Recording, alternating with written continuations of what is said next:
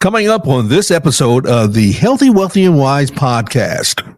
Now, certainly you can have breast cancer in both breasts at the same time. That does occur. But it's not, my experience was it was not very common. Some patients who would get breast cancer in one breast would say, welcome to the Healthy, Wealthy, and Wise podcast with Dr. William T. Choctaw, MD, JD. This podcast will provide you with tools and actionable information you can use to help live a more healthy, wealthy, and wise life. It's powered by the over 50 years of medical experience of this Yale University Medical School trained surgeon, who is also a Western State Law School trained attorney, with executive experience being a former mayor of Walnut, California, as well as the current chairman of the nonprofit Servants Arms, and as president of Choctaw Medical Group Incorporated. This is the Leadership Masterclass edition, already in progress. Are there any questions? Any questions? Yes, sir. Okay, excellent question. His question was, what's the age that women will start doing mammograms? And the reason that's an excellent question is that it's controversial. It used to be that you start doing the mammogram at 60. Then they said, well, no, I'll start doing it at 55. And then some said, no, I'll start doing it at 50. So now my answer is, ask your respective physician. But it's going to be around about 50-ish or so.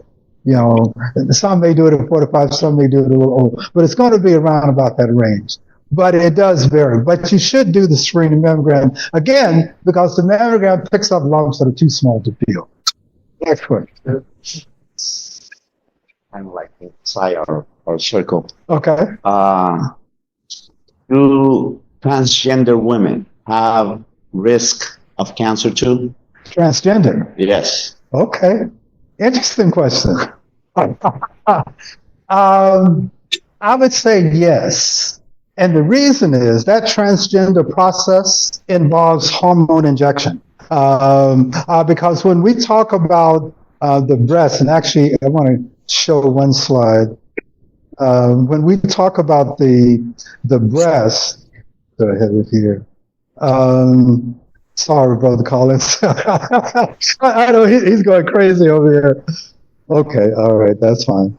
The breast tissue is ducts and lobules. They're like ducts that go to the nipple because that's where the milk goes, right? And then at the end of the duct is like a little bunch of grapes. We call them lobules. That's where the milk is made. Right, and that's based on hormones, oxytocin and other types of hormones. Those hormones basically are felt to contribute to breast cancer, and that's one of the reasons why women have more breast cancer than men. Now we have breasts, very little tissue, but our rate is not as high as women because of the hormones and the tissue. Transgender women have the breasts. You know, that's how they get the breast. They have hormone injections. Now, it's artificial, but the breast is still breast tissue. And so their risk is certainly higher than men. And so they do have breast cancer. Thank you. Good question. Thank you for that. Good question. I would say at least once a year. I think now again in general, but certainly go to your healthcare professional, see what they recommend. But in general, I think that's usually the recommendation. I think Kaiser, go ahead, Lorraine. Female should start having mammograms? Well, as I said, it varies depending on who you talk to. I would recommend 50 and above, but talk to your doctor and see what he or she recommends. Because it changes. Different people recommend different ages, is my point. Those of you that are online, please unmute your microphone if you have a question or a comment. Any other questions? Yes, sir. But I notice I hear a lot of people always, they have, I guess, mastectomies? Yeah. Okay. And it's both? Okay. Most of the times, the question was, some people who have breast cancer end up having bilateral mastectomies. Okay. Many times that's a choice. Now, certainly you can have breast cancer in both breasts at the same time. That does occur, but it's not, my experience was it was not very common. Some patients who would get breast cancer in one breast would say, doctor, I don't want to worry about this other breast. Just take both of them off. I personally would not do that because I said, I'm not going to remove a breast that doesn't have a disease because you can't change your mind about that after it's gone. However, there are patients who do choose to do that, and that is done in some people. But most of the time, it's usually just one breast. Breast cancer is not universally bilateral. What's that? Okay, reconstructive surgery is something that's done. Some patients prefer to have it done. These patients have mastectomies where we're removing the breast. A number of times I would operate beside the plastic surgeon who would operate beside me as I would remove the breast. He would then step in and then do the breast augmentation to replace the breast. And sometimes we can do that at the same time. Other times patients will wait 2 or 3 months later, once everything is healed, then they would go see the plastic surgeon and have that done. A lot of my patients would plan to do that, and then by the time they've had their mastectomy, a couple of weeks later, they said, you know what, I think I'm done. I'm done. Because you can wear padding, you can wear the special bras so that you can wear the low-cut gowns. And no one can tell that you've had a mastectomy or not. So it's not something that you need for some women. And so my experience was more and more and more, my patients who had the single mastectomy would just go with the bras and the clothing, and they would be okay with that. Oh, yes, thank you. Thank you. Yes, you had a question. What is the average age of breast cancer? And if it's less than, let's say, 50 years or 45 years, why the mammogram is advised at around that time? Well, that's a good question. As I mentioned, breast cancer increases with age.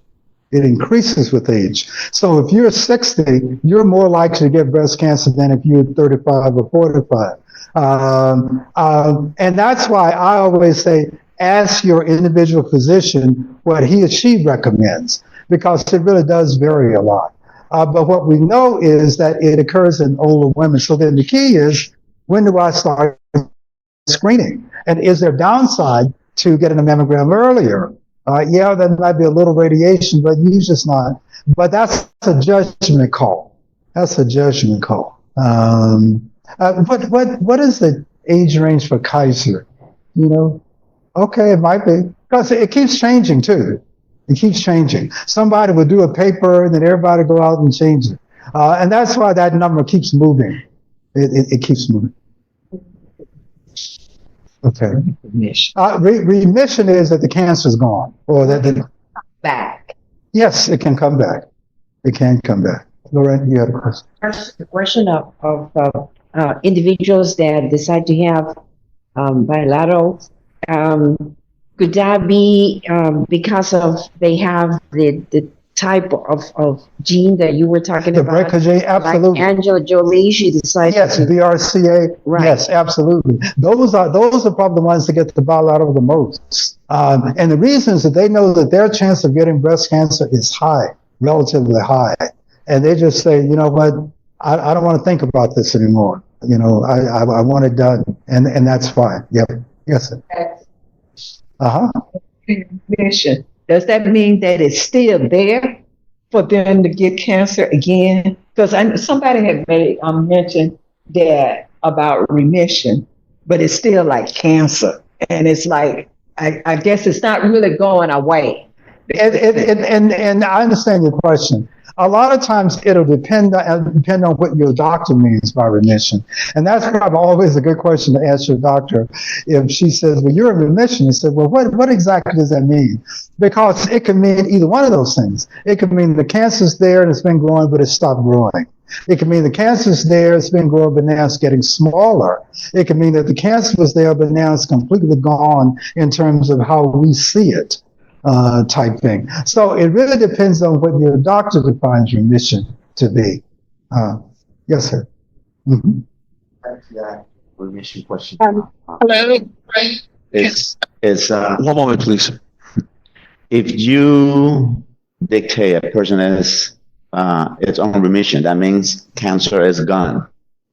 If it comes back, is it the same or is it a different species? It would be the same usually. Yeah, it would be more likely than not. It'll be the same. Yeah. Yes. No,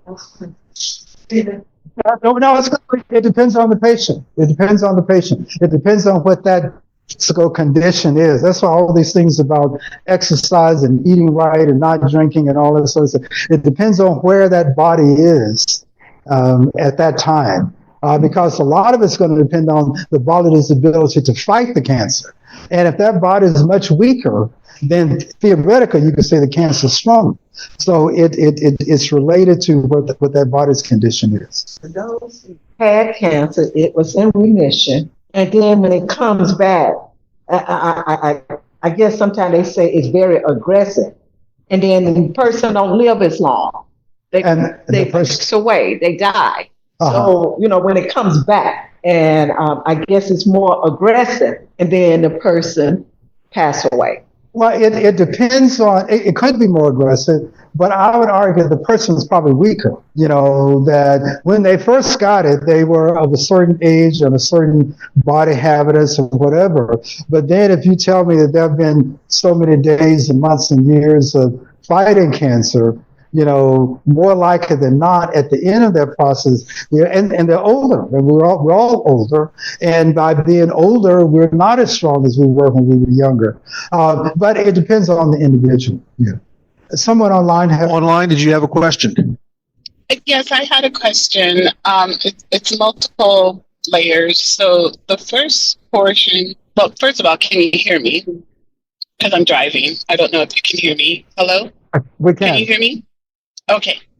So the first part is if some people elect to have of course, the reconstruction surgery after having breast cancer. I was wondering, what is the percentages of the prostheses failing? And then the second part to that is, when a prosthesis fails, what is the and the debris is within the tissue, what is the percentage of being able to remove all of that successfully? I guess is what I would like to ask. Okay. Let me make sure I understand. The prosthesis is just an object. It doesn't succeed or fail.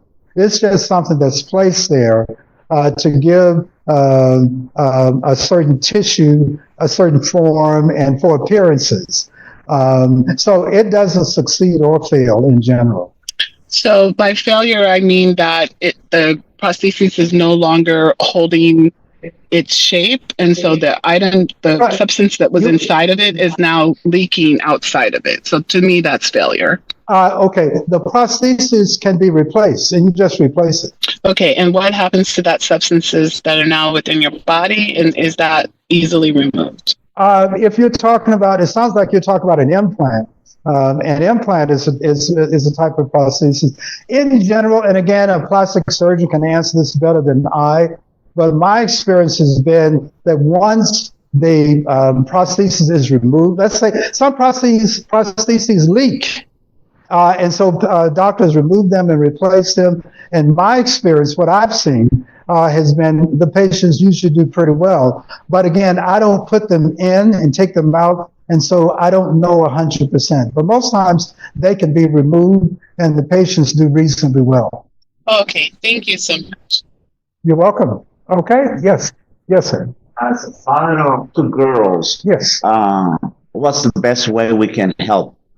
Sometimes we're kind of like limited in that, not limited because of knowledge, but limited in the sense of that's more a women thing. Okay, understood. How can we help? How can we more effective?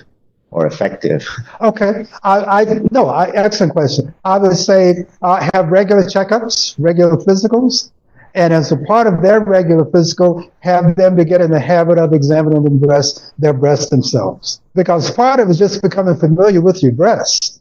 And as you're washing in the shower or bathtub or whatever, and you examine it and say, I didn't feel this before. Then you feel a little more or whatever. That's the base. So I think that's probably the best thing. And just eat healthy, exercise, basically. Yeah. Okay. Yeah. Yes, sir. Okay. Yes. Yes. The only thing about this is this is what they were saying. I don't know how true this is, but it has no cough, no fever, no nothing. And as you do, you get some symptoms, but not like the symptoms you get with the old type virus. The new virus is going to be more contagious, more dangerous. Okay. But anyway, we went in and got a shot. Okay. Now, I understand your question. The reason why you want to get the new shots is, or updated shots, or they call them boosters, is if you're over 60. Because the infectious season is coming back around. Usually that hits around by December, January. It's coming back around. So my wife and I got the same thing you did. So being over 60, we got the booster shot, which also affects the new virus. There are differences between the new virus or the latest variation of the virus from the others, but it does infect. It may not be as detectable in terms of symptoms as the other, but the impact on patients in terms of mortality and morbidity is still great. So the recommendation is you get it anyway. So that was what we did. That's what I did. Did I explain it to them right? Yep. Okay. Very good. Yeah. Thank you very much. God bless. Have a wonderful day. Thank you, sir. Thank you. Bye-bye. Thank you. Okay. Thank you, sir. Thank you for listening to the Healthy, Wealthy, and Wise podcast with Dr. William T. Choctaw, MD, JD. You can listen again to this and any of the previous episodes. Leave a comment or pose questions to the doctor by going to www.thwwp.com. That's www.thwwp.com, and you've got it.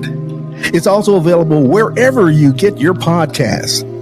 Be sure to follow, like, share, and subscribe if you haven't already. Then tune in for the next episode of the Healthy, Wealthy, and Wise podcast with Dr. William T. Choctaw, MD, JD, a production of Changemakers Communications, LLC.